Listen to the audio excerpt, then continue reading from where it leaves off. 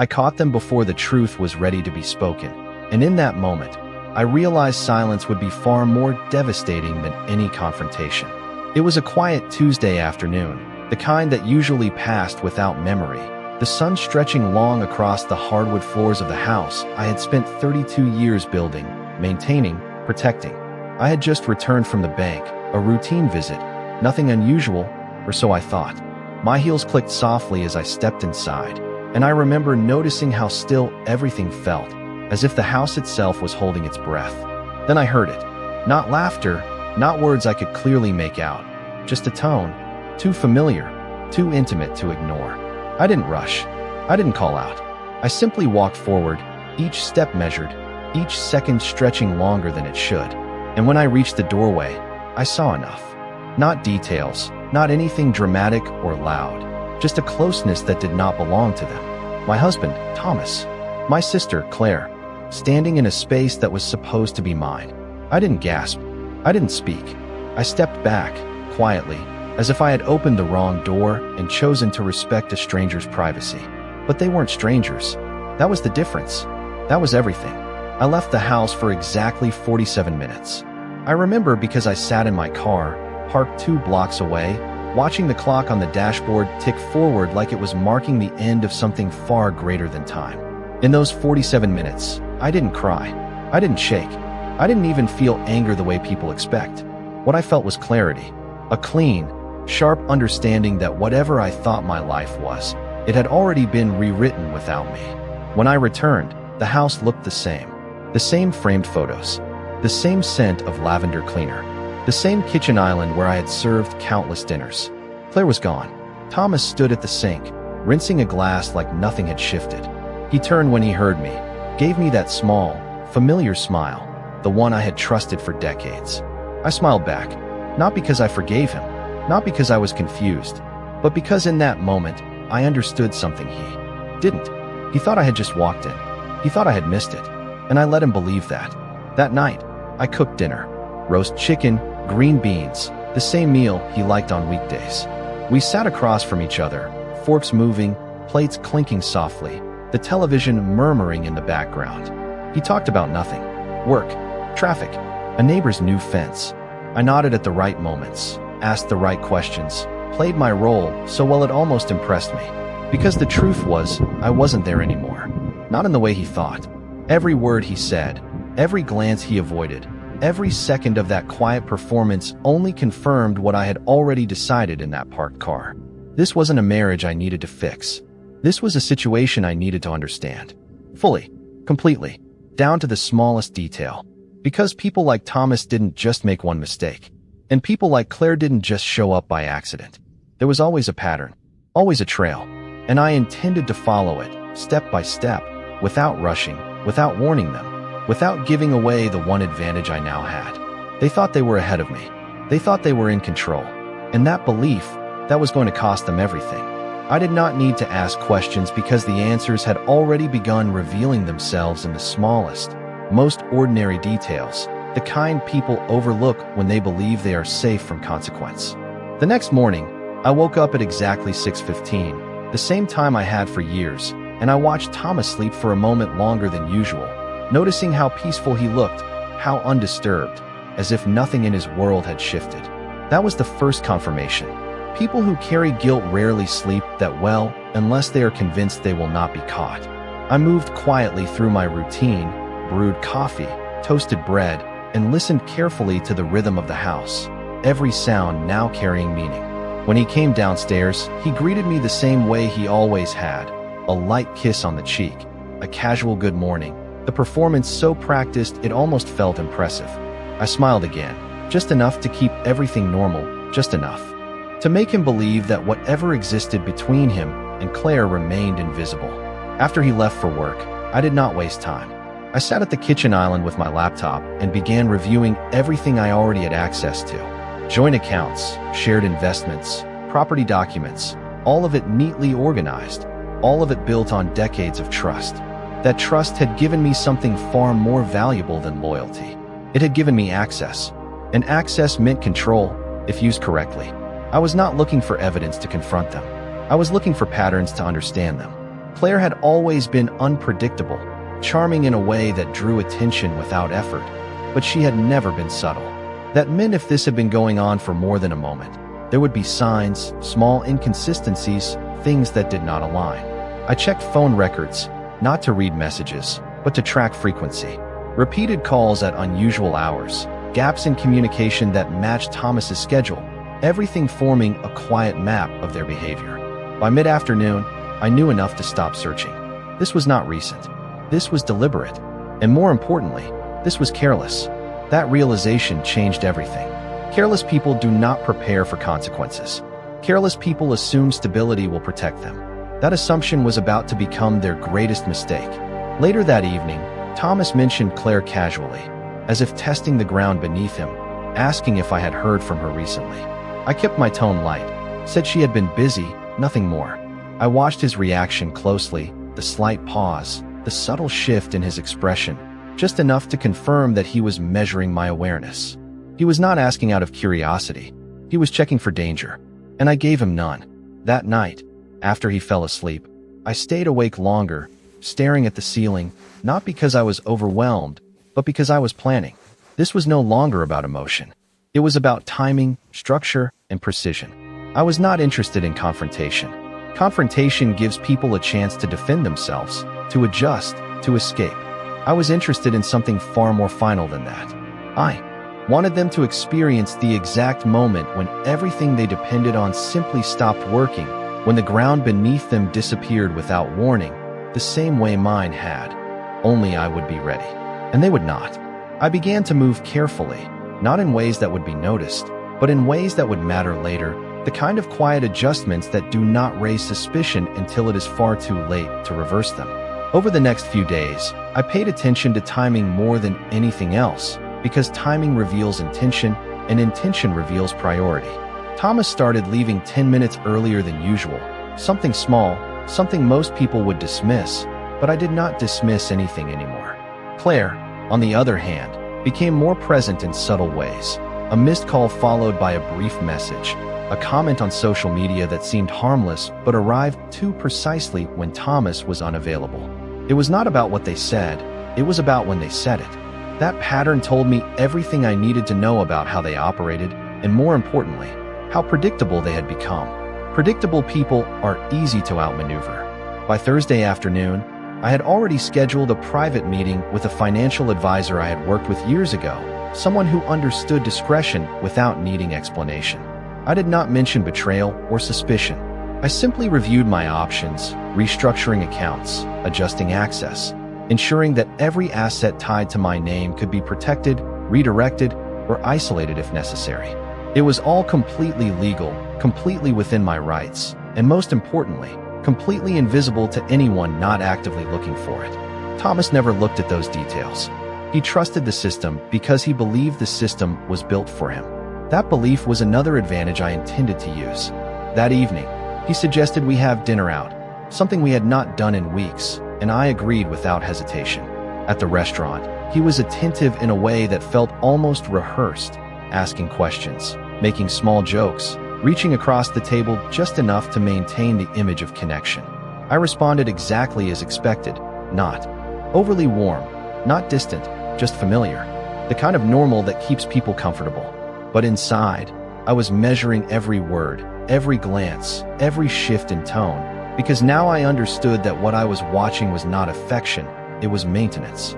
He was maintaining an illusion, and I was allowing it to continue because it served my purpose. Later that night, after we returned home, I checked one more detail that confirmed everything had aligned exactly as I anticipated. A transaction, small but specific, tied to a location I knew Claire frequented. It was enough. Not for confrontation, but for certainty. And certainty is far more powerful than suspicion.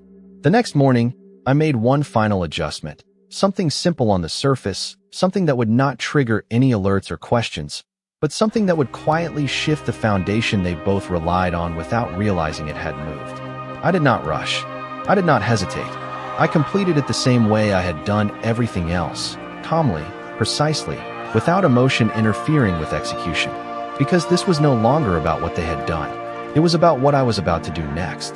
And the most important part was not the action itself, but the moment they would finally understand that everything they had assumed was secure had already been taken away long before they ever thought to check.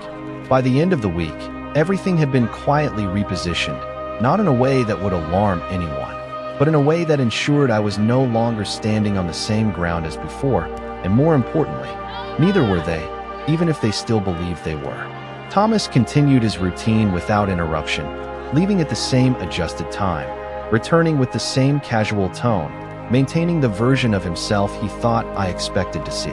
Claire became slightly bolder, not in anything obvious, but in presence, in frequency, in the subtle assumption that whatever existed between them was now stable enough to continue without risk. That assumption was exactly what I needed. On Saturday morning, Thomas mentioned he might need to run a few errands in the afternoon, something about a last-minute work-related task, and I nodded without question, already aware of where that time would actually be spent.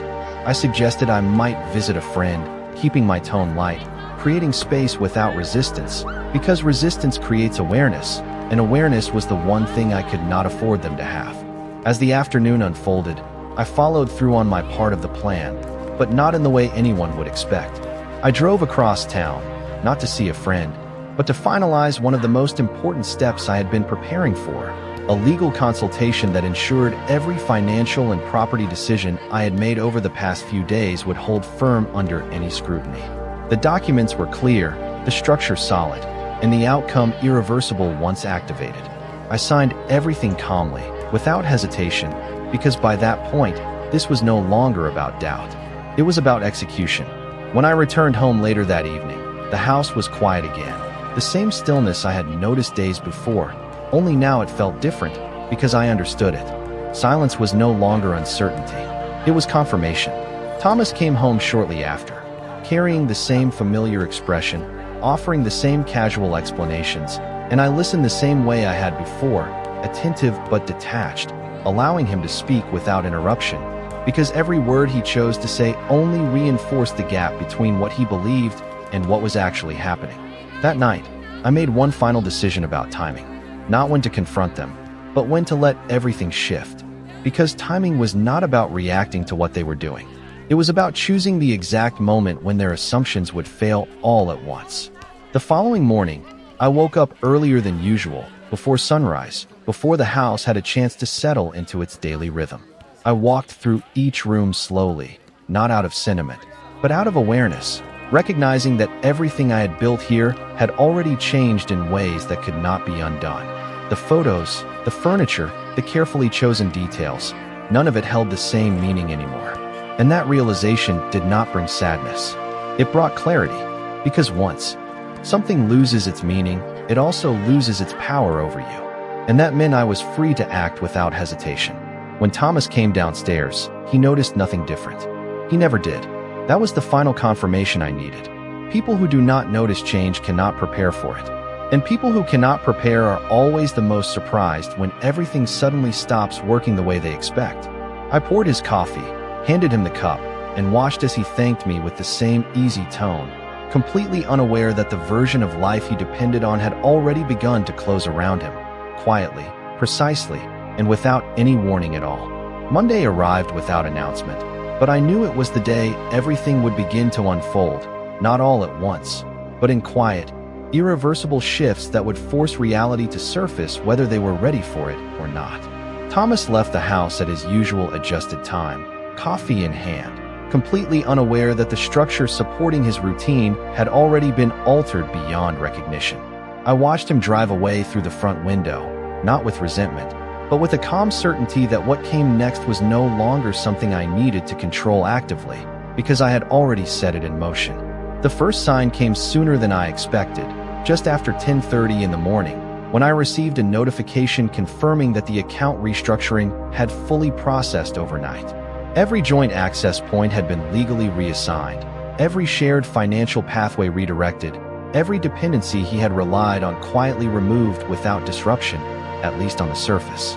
It was not dramatic. There were no alerts, no immediate consequences visible from the outside. But underneath, everything had changed. Around noon, my phone rang. It was Thomas. His voice was steady, but there was a slight hesitation beneath it, something subtle but unmistakable. He mentioned there seemed to be an issue with one of the accounts, something about a declined transaction, and asked if I had noticed anything unusual. I kept my tone neutral, mildly curious, as if this were the first time I had heard of any problem. I suggested it might be a temporary bank error, something that would resolve itself, and he accepted that explanation more easily than I expected. That was the moment I realized just how much he depended on things functioning without question. He did not investigate further. He did not push. He simply moved on, trusting that stability would return on its own. But stability was no longer part of the system. By late afternoon, the pattern continued. Another call, this time shorter, more direct. A second issue, another transaction that did not go through.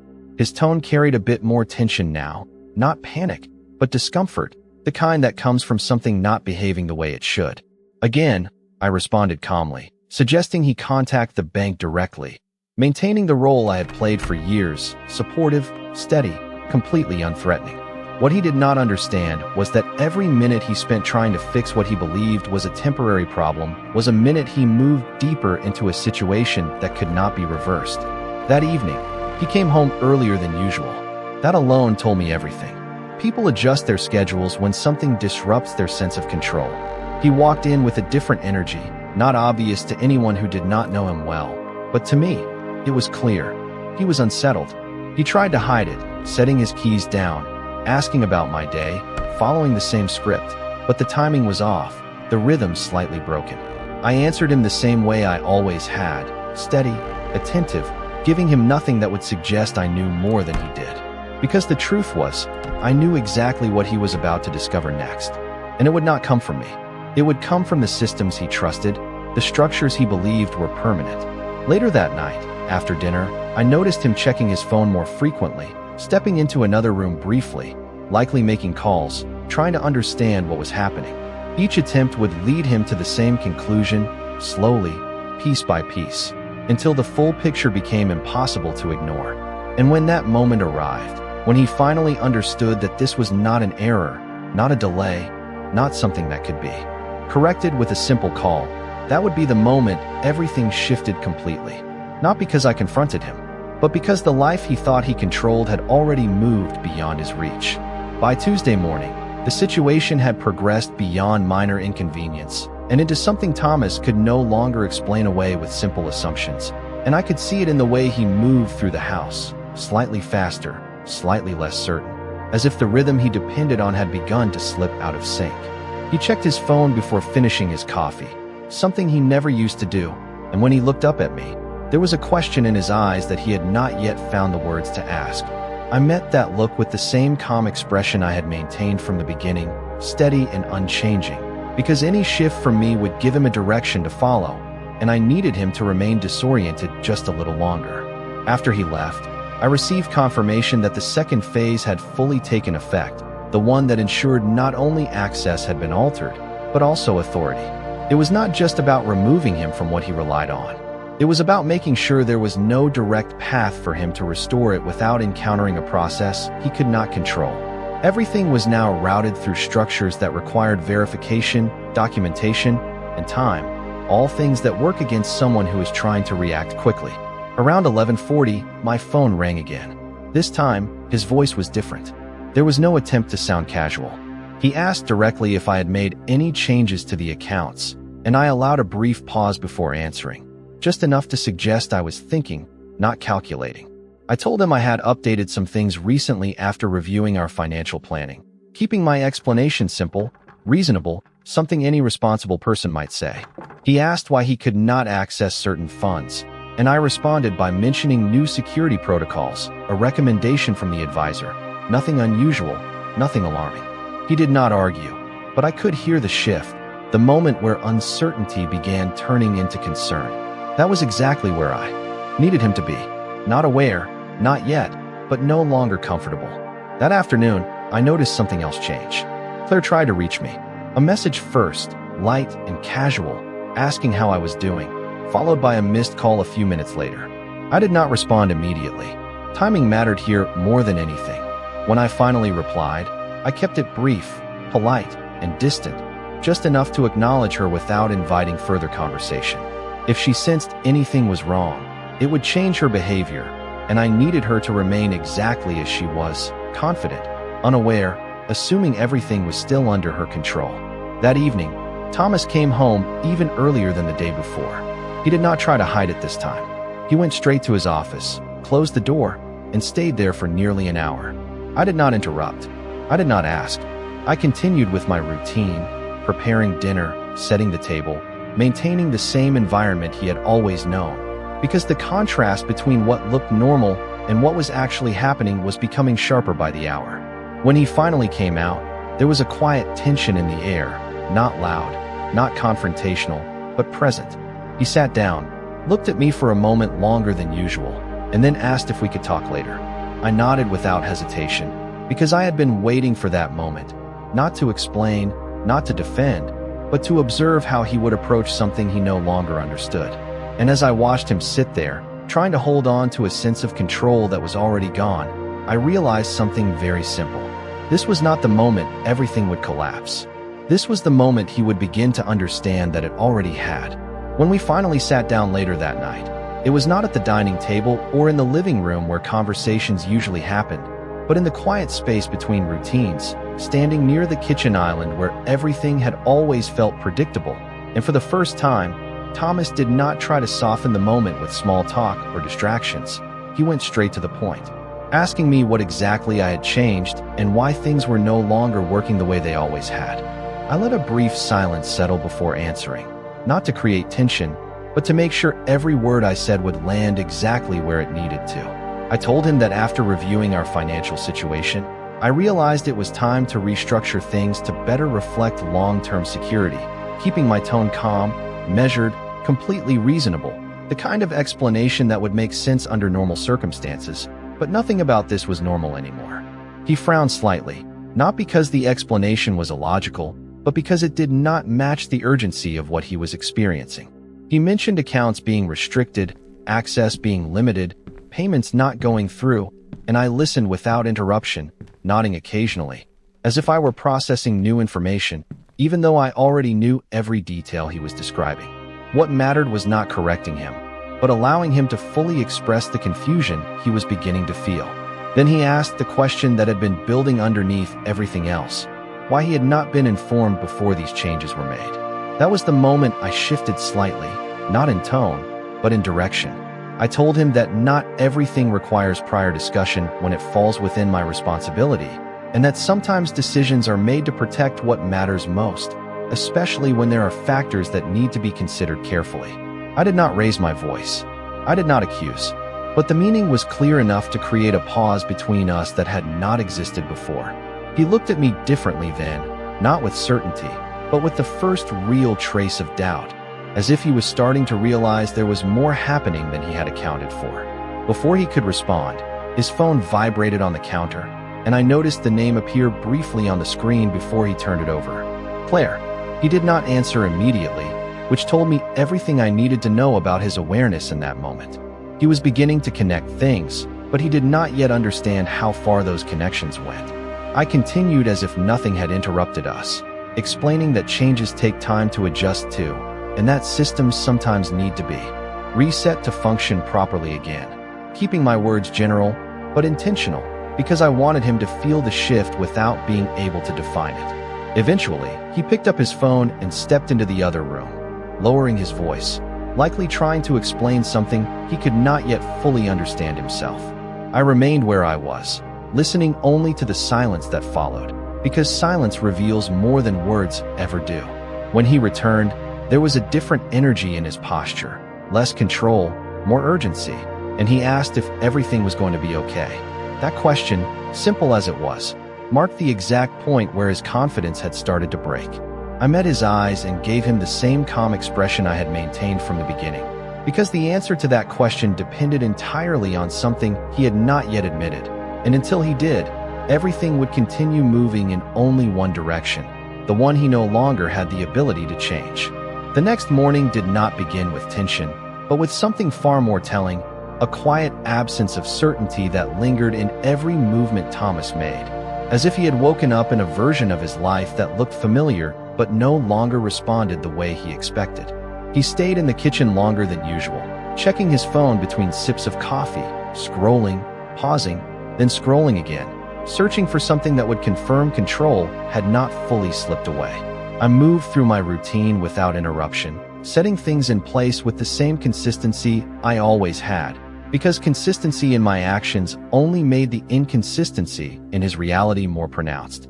He finally spoke, not with accusation, but with a careful tone that suggested he was trying to understand before reacting. He said he had contacted the bank, and they informed him that certain authorizations had been updated, that primary control had shifted in ways he did not anticipate. I nodded slightly, acknowledging what he was saying without expanding on it, allowing him to continue. He explained that he would need additional verification to access funds, that some accounts were no longer directly available to him, and that even scheduled payments were now pending review. Each detail he listed was something I had already accounted for, but hearing him say it out loud confirmed that the structure was holding exactly as intended. Then he asked something different, something less technical and more personal, whether I had any idea how long this situation would last. That question revealed more than anything else he had said so far. It showed that he still believed this was temporary, something that would correct itself with time or effort. I met his gaze and told him that stability depends on alignment, and that sometimes things remain uncertain until everything is brought back into balance. I did not explain what that balance required. I did not need to. The ambiguity was enough. Around midday, Claire called again, this time not attempting to reach me, but him. I noticed the shift immediately when his phone rang, the hesitation before he answered, the way he stepped outside, as if distance could somehow contain whatever conversation they were about to have. When he returned, his expression had changed. Not dramatically, but enough. There was urgency now, a quiet pressure building beneath the surface. He did not share what was said, but he did not need to. Claire had felt the shift too. Whatever they thought they had built together was now being affected in ways they could not ignore. That afternoon, Thomas made multiple calls, moving from room to room, trying to find solutions, trying to restore access, trying to regain control over something that had already moved beyond him. I continued my day as if nothing had changed, reading, organizing, maintaining the same steady presence that had always defined this house. Because the more stable I appeared, the more unstable his situation felt by comparison. By early evening, the pattern was clear. Nothing was resolving. Nothing was returning to normal. And for the first time, he stopped trying to fix it and simply sat in silence, staring at nothing, processing what he could no longer deny. I joined him in the living room, not to confront, not to question, but to observe. He looked at me, searching for something, an answer, reassurance, direction, anything that would make sense of what he was experiencing. And in that moment, I realized that the shift was complete. He was no longer trying to manage the situation. He was waiting to understand it. And that meant he was finally exactly where I needed him to be. That night, the silence between us was no longer neutral. It carried weight, the kind that settles in slowly and refuses to lift until something is acknowledged. And for the first time since everything began, I could see that Thomas understood he was standing at the edge of something he could not step back from. He sat across from me, not distracted, not deflecting, but focused in a way that told me he was finally ready to ask the question he had been avoiding. He did not begin with accusations or explanations. He simply asked if there was something I needed to tell him.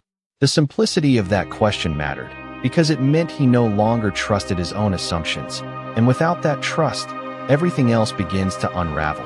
I held his gaze for a moment, not to create tension, but to give the truth the space it required to exist without interruption. Then I told him that there was something he needed to understand first, something that had already happened before any of these changes began. I explained that a few days ago, I came home earlier than expected, and in that moment, I saw enough to understand that what I believed about my life was no longer accurate. I did not describe details. I did not assign blame. I simply stated what I had witnessed in the same calm tone I had used for everything else. The effect was immediate. He did not interrupt, but his expression shifted in a way that confirmed he knew exactly what I was referring to. There was no confusion, no need for clarification. That was the moment everything became real for him. He started to respond, to explain, to offer context that he believed might change the meaning of what had already been seen. but I raised my hand slightly, not to silence him, but to pause what was about to become an attempt to reshape reality. I told him that this was not about explanations anymore, because explanations come after trust, and trust had already been removed from the situation. What mattered now was alignment, and alignment required honesty, not interpretation. He fell quiet then, not because he had nothing to say, but because he understood that whatever he said next would not change the outcome that had already been set in motion. After a long moment, he admitted that things had become complicated, that it had not been planned, that it was something he had not intended to happen the way it did. I listened without reacting, because intention does not erase action, and complication does not justify betrayal. When he finished, the room felt still again, but it was a different kind of stillness, one that comes after something has been fully acknowledged. I told him that the changes he was experiencing were not random, not temporary, and not something that would resolve on its own. They were the result of decisions I had made based on what I now understood to be true. I explained that everything we had built together was structured on mutual trust, and once that trust was broken, the structure could not remain the same. He asked what that meant moving forward, and I answered him clearly, without hesitation.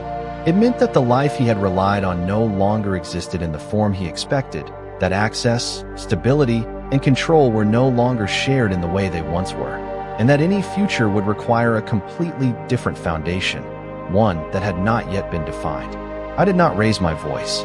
I did not express anger, because this was not about emotion anymore. It was about consequence. And as I watched him sit there, finally understanding that nothing was going to return to the way it had been, I realized something simple but undeniable. The moment I walked away from that doorway days ago was not the moment I lost something. It was the moment I regained everything they had taken for granted, and now, for the first time, they were the ones left trying to understand what that truly meant.